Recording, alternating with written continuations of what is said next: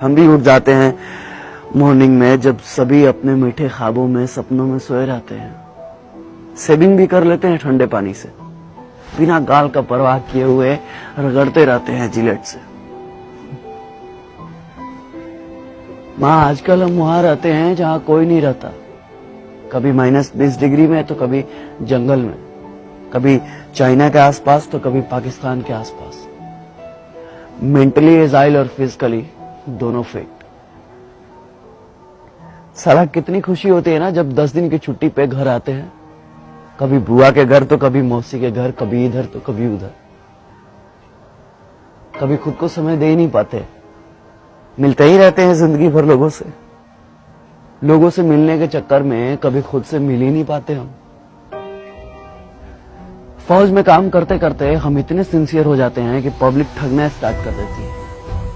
10 का सामान 20 रुपए में बेचते हैं दुकान वाले। कनपट्टी के पास 6 बाल देखे नहीं कि सामान का रेट बढ़ जाता है, क्योंकि वे जानते हैं कि ये फौजी लोग हैं, बार्गेनिंग करना नहीं जानते। और सच कहें तो हमने कभी मोल भाव करना सीखा ही नहीं, बस हर सिचुएशन में एडजस्ट कर लेते हैं। जो दोस्त हमें दोस्त समझते थे, आजकल वो हमें कैंटीन समझने लगे हैं। लेकर कार्ड और दारू से ज्यादा हमें किसी ने समझा ही नहीं। एक तो कभी किसी का फोन नहीं आता है, और फोन आता भी है तो सिर्फ ग्रोसरी आइटम के लिए। किसी को फेयर लवली चाहिए तो किसी को हॉर्लिक्स, तो किसी को अमेरिकन टूरिस्ट का बैग और किसी को स्पोर्ट शूज। पहले पूछते थे कब आ रहे हो, होली में आ रहे हो? अच्छा होली में आ रहे हो तो एक मेरे लिए आरएस लेते आना। वैसे भी बिहार में दारू बंद है और कैंटीन के दारू में बहुत नशा है, 4 दिन तक सोते ही रहते हैं। अभी घर पे 4 दिन ठीक से पहुंचे हुए होता नहीं है कि जनता सवाल पूछना शुरू कर देती है। कब जाना है? कब की ट्रेन है भाई? कब जा रहे हो? इतना सवाल तो साला खुद से हमने कभी पूछा ही नहीं जितना बगल वाले पूछते हैं। एक तो कम उम्र में ही आ जाते हैं डिफेंस लाइन में और कट जाते हैं सोशल लाइफ से। कभी किसी के शादी में नहीं जा पाते, कभी किसी के फंक्शन में नहीं जा पाते। शिकायतें सबको रहती हैं कि हम नहीं आते हैं, पर क्या करें, अपनी जिंदगी को बस एडजस्ट कर लेते हैं।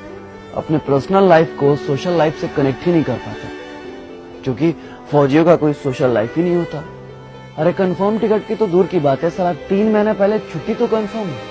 और हाँ, यह सब हम कुछ बोल भी नहीं सकते, क्योंकि फौजियों के लिए छुट्टी एक प्रिविलेज है, मौलिक अधिकार नहीं। जितना हमने संविधान को समझा है ना, उतना संविधान ने हमें समझा ही नहीं। हमारे अधिकारों में टर्म एंड कंडीशन अप्लाइड कर दिया गया। सेना में पॉलिटिक्स नहीं है, लेकिन आजकल सारा पॉलिटिक्स सेना पर ही होता है, क्योंकि घर घर में हॉर्लिक्स से ज्यादा पॉलिटिक्स चलता है। अब क्या फर्क पड़ता है भाई साहब को कि बगल में 4 घंटे से कौन था? जब कंफर्म सीट नहीं मिलता ना साहब, तो बाथरूम के बगल में कहीं भी सो जाते हैं। कहीं भी मतलब कहीं भी। ऐसे तो हमने कई बार अपने कंफर्म सीट पे लोगों को जगह दी है, अपने साइड लोअर को मिडिल अपर पे एक्सचेंज भी किया। कई बार तो हम खड़े भी हो जाते हैं, मगर दिमाग नहीं लगाते, जज्बात को समझते हैं।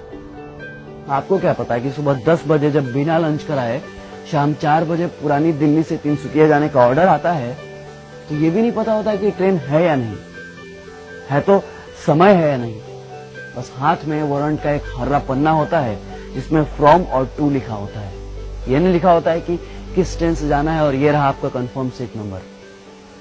बस चल देते हैं जय हिंद बोल के।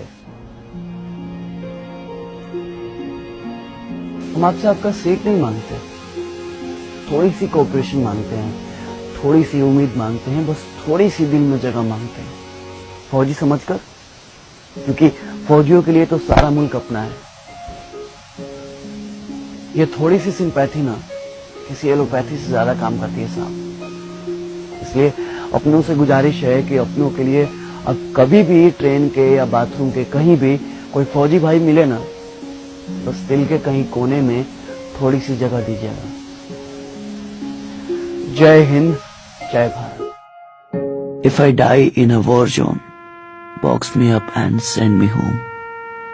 Put my medals on my chest. Tell my mom I did my best. Tell my dad not to go.